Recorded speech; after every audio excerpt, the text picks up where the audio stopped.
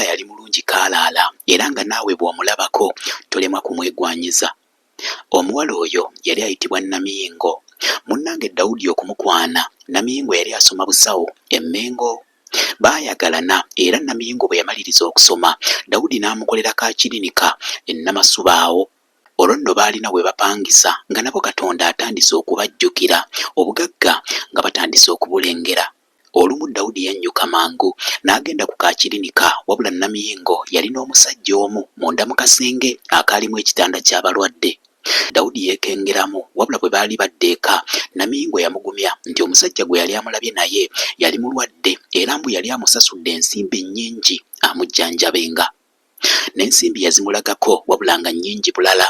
Dawudi teyafaayo, kyokka buli lwe yagendanga okumukima, omusajja y'omu oyo yamusanganga mu kasenge era nga bali ne Namiyingo.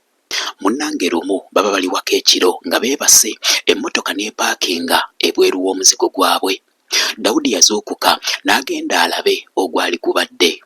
Bwe yabuuza eyali mu mmotoka ky'ayagala, yamugamba nti omusajja oli omulwadde, obulwadde bwali bumutabuseeko ekiro ekyo era mbu ye yali asindise emmotoka eyo etwale Namiyingo amukoleko kubanga yali yamusasula dda ensimbi ate ng'amaze ebbanga nga yamujjanjaba.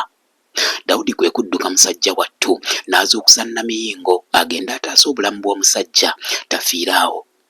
Munnange kyafuuka kya buli kiro nga Namiyingo bamunona awaka ne bamutwala mbwajjanjaba omulwadde.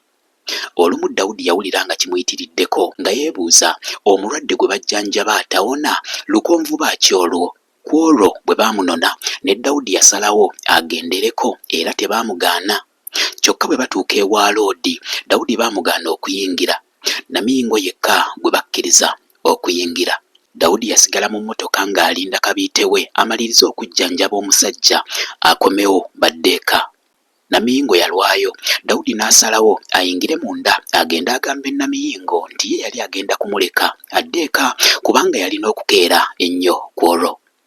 Katono Dawudi agwewo ekigo afe, anti yasanga kabiite we Namiyingo akasajja kamuliko ng'ekisolo bwe kibeera ku kinnaakyo nga bali bute.